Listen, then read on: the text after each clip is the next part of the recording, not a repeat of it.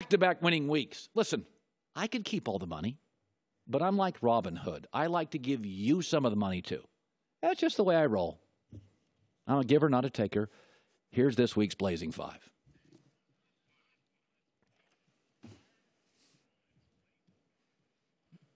Oh, I love this. I get Andrew Luck against Carson Wentz, two of the great young quarterbacks in the game. Here's what I wonder, though. Carson Wentz isn't 100%. Does Philadelphia go a little conservative on the game planning? Does Philadelphia not quite give him the entire playbook? By the way, Andrew Luck's got an offensive guy, Frank Reich. Have you noticed? Right now, the Colts, third down offense, best in the league. Andrew Luck, 71%, best of his career. Finally, as an offensive guy, Andrew Luck's efficiency has improved. And I think Philadelphia is the better team, but I think they go conservative with Carson Wentz's first game back. Listen, I think the Eagles at home probably win this game. But this is 6.5 points. Like it, I love it. I'm going to go 26-24. Eagles win, but I will absolutely take the points. Okay, Giants played on TV against the Cowboys. Everybody watched, and they were terrible. And so this is what happens in those standalone games. Everybody now is like, Giants are terrible. No, actually, Houston's not very good. Houston has 17 penalties for the first couple of games. Their offensive line is the worst or second worst to the Jets in the National Football League. In fact, Deshaun Watson's been under pressure for 47.6% of his dropbacks. That's the highest rate in the NFL. And you may not like the Giants' offense, but actually their defense has been solid. Passing yards allowed, second in the NFL. Total yards allowed, sixth in the NFL.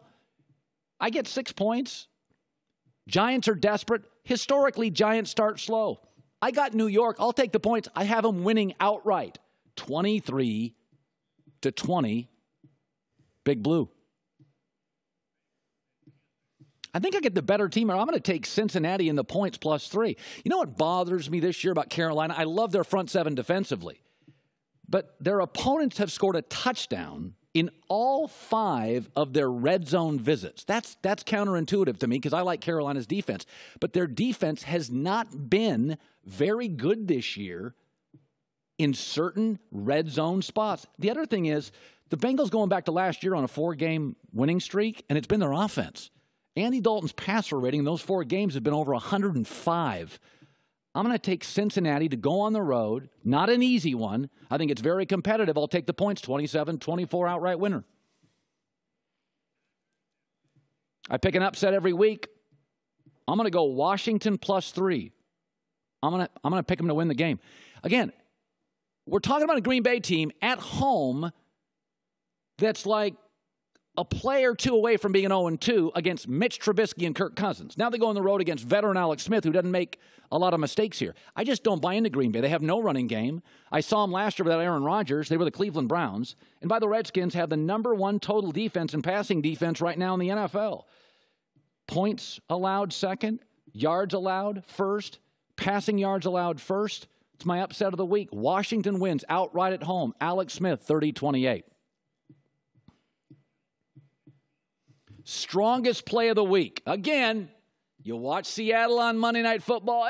Terrible. Not really. Pete Carroll's not terrible. Russell Wilson's not terrible. And I only have to give up 1.5 at home against the Dallas team. Dak Prescott struggling offensively. By the way, Russell Wilson's played 48 games at home in Seattle. He's 38-10. And the Cowboys' offense is weak. Yards, they're 30th. Passing yards, 30th. Third down, 31st. Points, 29th. Dak Prescott hasn't thrown a touchdown pass in 6 of his last 10 starts. They got possession wide receivers.